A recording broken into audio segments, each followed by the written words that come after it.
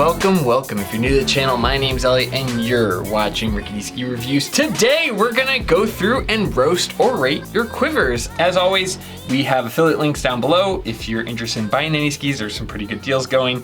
All right, the first ski quiver we've got comes from Chris. From your last video, I heard you were roasting ski quivers again. Please roast my setup. I'm 5'7", 175, aggressive advanced skier, 70% on-piste and 30% off-piste. That's good info, actually. I live in LA and each season I do a few multi-day trips to Mammoth with the occasional day trip to Big Bear. I also do a yearly trip to Canada or Japan. Very cool. I'd be interested to know if when you go to Japan or Canada, if you bring skis with you. Here's my list of skis in order of purchase / acquired that I currently use or plan to use. Oh, that's nice. I like seeing how the quiver kind of gets built out.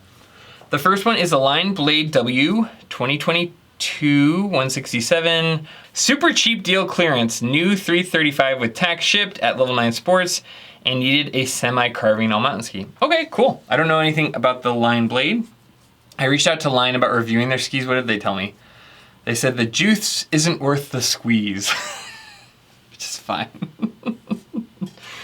Whatever. Okay, up next, the LibTech Rad 97 2022, a 172 centimeter length. Yeah, I was gonna say that seems like a more appropriate length for you maybe. 133, 97, 122. My darn snowboard friends wouldn't stop talking about the magnet traction and I had to test out on skis. They also have the rocker activated drive rad, oh my God. That looked interesting since they use something similar on their snowboards. Also got them for a good price, new $300 with tax shipped. That is a very good price. How do you like your LibTech skis? I'm very curious about LibTech skis because I use their surfboard, the LibTech puddle jumper, I think it's called, and I love my LibTech surfboard. Does that mean they make good skis? I don't think there's any correlation, but I really love their surfboard, so I would be interested to know how you like that LibTech ski. The Fischer Ranger prototype from 2021 in a 183 centimeter length. I won these from a contest and wanted to try them out for fun before I give them to a friend who is tall and doesn't have any big mountain skis. I was gonna say, 183 is very aggressive, at least like height to length ratio, but you know, some people really like long skis. A lot of this is to taste. Okay, now we're getting into stuff I'm more familiar with. The Atomic Maverick 95 Ti from 2024. I saw how much you loved the Maverick 88 and thought these were close enough to those. Plus, I sniped them on eBay for cheap. New 387 with tax shipped. Is that with bindings? Ooh, Lord, that is a really good deal. And look, you've got some Look SPX on your LibTechs. Okay, number 5, Atomic Bent 110, 2024, 172 centimeter length. I saw your Evo deal last year and was looking for a good powder ski. Also had a 20% off coupon that stacked, making it only $335.96 with tax shipped. Oh my gosh, good job. Also, if you now have like some Evo points, you can combine that too. That's a nice way to do it. And then lastly, Volkl M7 Mantra from 2025. I saw these used on eBay from a Utah ski shop and decided these might be my new spring skiing crud cutter since I saw your recommendation. Since they're demo skis with bindings, I thought $450.70 with tax ship was a good deal. That is a very good deal for M7 Mantras. I think they're like $850 now when you buy them new for the 2026 model. You got a screaming deal. One reason I don't have any narrower skis is that 14 years ago, I got my left ski stuck going from a groomer to a powder patch and broke my femur. So now I always want something wide underfoot that will float. Also, whatever skis I don't use, I let my other friends try out. Order and picture is listed from narrowest to widest. Okay, yeah, this is a great quiver. And especially in the West, I mean, I haven't skied at Mammoth, so I can't really speak honestly to it, but for Idaho, I kind of get it. If you have X amount of width, you have a decent platform to stand on when the snow gets soft at the end of the day. I mean, you saw my crash in my Maverick 88 Ti. I look back at that crash and go, 1, those are definitely the wrong skis for spring skiing.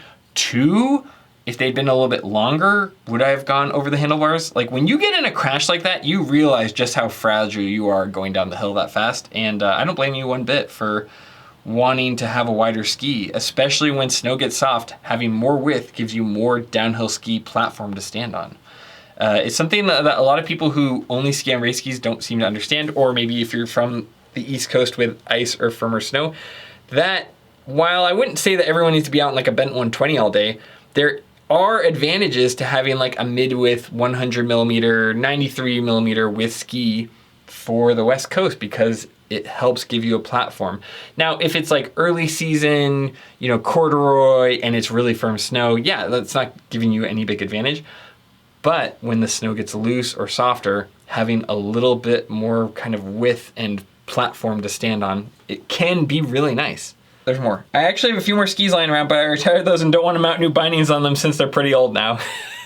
Get rid of them then! Donate them, bring them to Ski Swap, list them for 20 bucks on Facebook Marketplace or whatever, yeah. Keep up the good work and love all the videos. Best, Chris. Chris, thank you so much for writing in. Let me look at your quiver again. I mean, definitely you can get rid of the Fischer Rangers. I don't think that they're, I would imagine you haven't, when's the last time you skied on them? What are they doing in this quiver that adds a ton of value? That being said though, looking at this, like you've got the Atomic Maverick, which is probably a great daily driver. You've got the Volkl M7 Mantra, which is great for the spring skiing. And then you've got a Bent 110 for the powder days. Oh, and then you've got the Line Blade, which I believe is like kind of a short radius ski. You've got this thing pretty well dialed in. I don't know if there's any room for growth. Yeah, this is awesome. This is a great quiver. Honestly, I can't think of anything else you could add in here. You've got a spring crud cutter, you've got a daily driver, you've got a short radius ski, you've got a powder ski. This is phenomenal, great work. And I mean, you did it at the fraction of the cost that most people spend on their skis. If you're curious, right, as your M7 Mantras get older in the next 5 years, maybe test out a Mantra 88, just see if that scratches that same itch for you where you're skiing at. You could also test out, you know, some of the other short radius skis as those lines start to get older, because those are now 4 years old. You know, in another 3 or 4 years, depending on how they hold up. I know that lines quality is somewhat questionable. I believe those are made in China, and I've seen that they don't tend to have a great reputation for lasting a long time. So in the next 2 or 3 years, maybe if you get an opportunity, demo a pair of Stockli Montero ARs. Yeah. Demo a pair of Black Crow's Octos if you want another short radius ski. Again, I can't compare the Line Blade because I don't have anything to gauge off of, but there are some really cool new skis coming out that are kind of going into that short radius category. You've got the new like DPS Pieceworks, you've got Stockli Montero AX, you've got the Elan Ripsticks even have a pretty decent turn radius. It's not, you know, it's kind of on the longer end for that category. But there's some really cool skis coming out, and I would be really curious to hear how you like the Black Crow's Octo given everything else I'm seeing. But as of like this year, this season, you're totally dialed in. This is a fantastic ski quiver. 2 thumbs up. Thank you so much for sharing it. And definitely, any skis that you're not using that you don't even want to put on camera, get rid of them. Also, color schemes, again. It's like all red and black and white. I mean, I don't think it was on purpose. Like, even the Fischers fall into it, and you won those in a raffle, and all these other ones you found on eBay. But it is funny. You are definitely following that color coordination while also getting good deals. I don't know. I find that stuff so funny. But otherwise, great quiver. All right, up next we have an email from Aaron. They say, "Hi Elliott, I'm rethinking my ski quiver and would love some advice. Happy to have you mention this on the channel. I watch every one of your videos. Thank you for doing all this content. It's great. I ski in the Northeast, grew up racing at Cannon. My condolences." You know what, I'm just joking. I grew up skiing at Berg Mountain. It's really not much different, but my God, for whatever reason, the way that they set courses at Cannon, it is so steep and they end just on a very steep pitch and then right into the finish line. Especially for slalom, it's so brutal. Or GS, you get going so fast as you come over that face, and then you just kind of try to hang on into the finish line. Most hills, it kind of like will have a little bit of a mild terrain going into the finish line so that you can like try to coast and carry your speed, and Cannon's just like, nope, flat pitch all the way to the finish. And Cannon, the few times I've been there for races, is usually very windy and pretty icy. Okay, anyway, that's enough about Cannon. My current quiver is a 2025 Nordica Doberman Multigara DC 2023 Volkl Deacon 80. Typically the Doberman is like the race ski, so is that like the cheater ski version? Volkl Deacon 80, okay, I skied a Volkl Deacon. 2023 Volkl M7 Mantra and a 2024 Fischer Ranger 102. I was thinking of replacing both the Volkl skis with a Stockli Montero AX and an Elan Ripstick 96 Black Edition. I feel like this gives me more of the damp feeling in the Stockli and a more playful ski with Ripstick for trees and bumps. The Mantra is great at hard charging, but takes a lot of work in the bumps and trees. Do you feel like this gives me blind spots in my quiver by making this change for the area I ski in? Stowe, Bolton, Mad River Glen, Okemo, Cannon. Take it with a grain of salt too. I have not been skiing in Vermont for the last 18 years. Basically, the last half of my life, the first half was skiing in Vermont, the last half has been skiing in Idaho, sprinkled in with Vermont. Replacing both of the Volkls with those two skis you mentioned. Yeah, that would work. You could do that. That would cover a lot of what you're saying. The only thing you're gonna miss out on is the spring skiing is probably still prime with the Volkl M7 Mantra. But otherwise, very sound logic, because you could get the Stockli Montero and have it be damp, and then you got the Elan Ripstick for easier turns. The other recommendation, you could also run a Stockli Montero AR and mix that with a Volkl Blaze 104 for more of the deep snow days. It's up to you, but all in all, I think you're pretty on track with your logic, and I would just make those two tweaks where you don't have too much overlap. Because again, the Montero AX is nice, but it is a shorter radius ski. I really just need to do my Montero review. I've been on the fence about it because I didn't get multiple days on it, but I do feel like I've got an opinion on it. So maybe I just need to get that done. But Aaron, I hope that was helpful. Yeah, I would do Elan Ripstick Green with a Stockli Montero AR, or I would do a Stockli Montero AR with a Volkl Blaze 104, or, you know, try out a Stockli Stormrider and see if that scratches enough itch for both those skis. Anyway, I hope that was helpful. Thank you so much for watching and writing in. All right, this is the last quiver. I promise I'm gonna try to do more of these. I just got sidetracked with other content, and each of these quivers takes a bit to record. So this is the last quiver I'm gonna roast/rate. This one comes from Adam Lizar. Hey Elliott, I'd like you to rate my quiver and tell me what's missing. In particular, give a recommendation for a do-it-all travel ski. Background, I'm 48 and been skiing since age 4.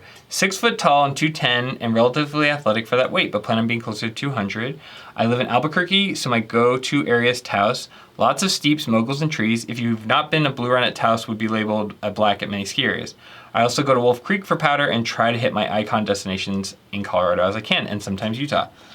Number 1, 2010 Volkl AC50. For many years, this was my daily driver. They're my rock skis now. However, last season I used them for the first time in years and had so much fun. So I decided to get something with a similar shape. Yeah, old skis can still be fun. I will occasionally take out my Atomic Vantages when the conditions are really bad.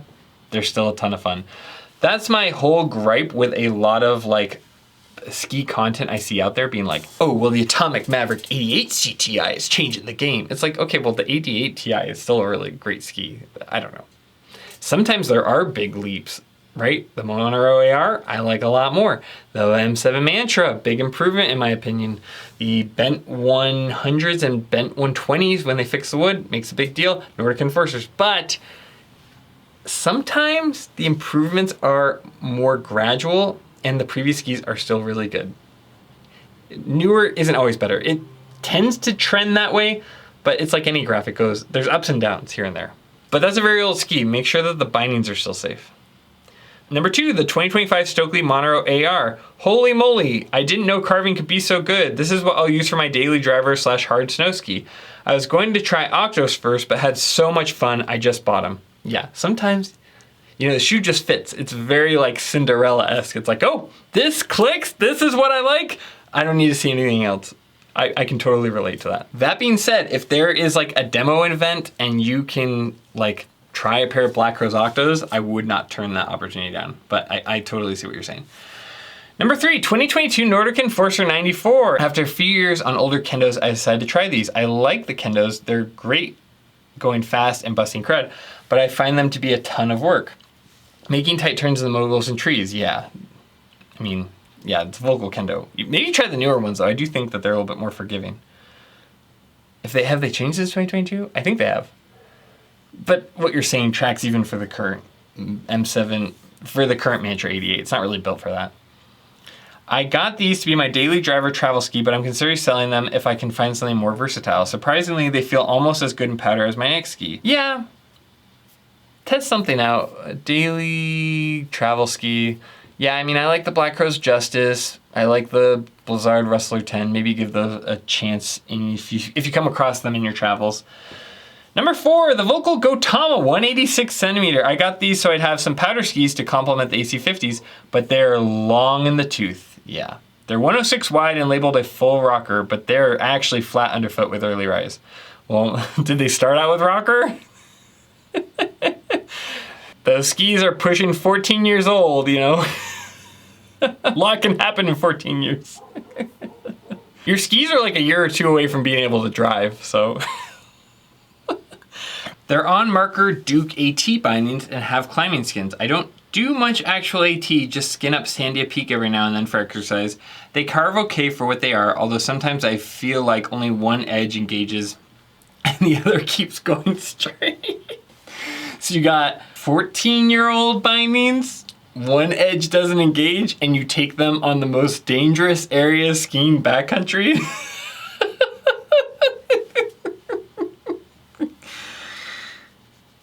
You mentioned below my girlfriend's 164 bent 110s. Your girlfriend needs to talk some sense into you because you're gonna get hurt, man. Don't eat those Gautamas. Just let them be. Let them die. Let the bindings die. You know, maybe find some AT bindings for your bent 110s. I don't know, man. But I don't want anything bad to happen to you, really. At the very least, a shop should be looking at your bindings to make sure they're okay. All right, on to the 5th ski. I don't want this video featured in your eulogy. Oh, here we tried to tell him, retire the Gautamas. Just retire it, okay? I want you to have a long ski career. Okay, number 5, 2024 Atomic Bent 110 in a 188 centimeter. Since my Enforcer 94s felt almost as good in powders as my Gautamas, I wanted to see what a modern powder ski would do. Purchased on your recommendation because they were a great deal at Evo. I got the 188s since I hear these ski short due to the heavily rockered tips and tails. That is true. They'll be mounted with look pivot 14s. How far back should I mount them? Now that is to personal taste. As a guy who's also 6'1", 230 pounds, I like it 2 clicks back on the demo binding, which is the same as 1 centimeter back from factory recommended. It's gonna be personal taste. Maybe, like, if you're unsure, get on a demo pair and just test it out, or mount them with demo bindings and then you can play with it. But for me, I personally have had really good luck with it being 2 clicks back, 1 centimeter back from the factory recommended point. Especially with those skis. I mean, if you want them for like brush and bramble and you want those really quick swivelly turns that come from them being more center mounted, there is some value there. But for flotation and just the way they cruise, I was much happier with the 1 centimeter back. But that, again, that's my taste. Now, how do I feel about this quiver overall? Yeah, you need like 2 of these skis. Maybe 3, you could keep the Enforcers. They're probably pretty nice for spring skiing.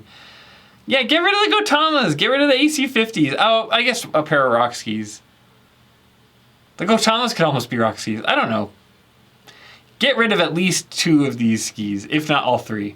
You know, swap out for like a Nordica Enforcer 99, a modern pair. I bet you'd find those pretty fun. Swap out the Nordicas for an M7 Mantra, try something else out that's different.